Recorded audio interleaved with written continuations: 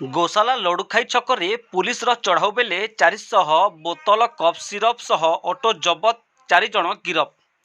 आज शनिवार सकाल 8:50 रे एक विश्वस्त सूत्रु खबर पाई गोशाला छकरे पेट्रोलिंग करुवा बुर्ला पुलिस जानिबाकु पाइला जे लड़ुखाई छकरे अवैध कफ सिरप बिक्री चली।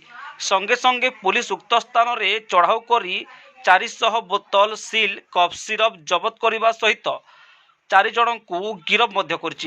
गिरफ अभियुक्त माने हेले अनिल साहू, संतोष माझी, पंचानन बेहेरा, नीतू बारिक। यही समस्त अभियुक्त बरगढ़ जिलार बोली सूचना मिली। चढ़ाऊ बेले OD 17 P0718 एक ऑटो को मध्य पुलिस जबत करिछि।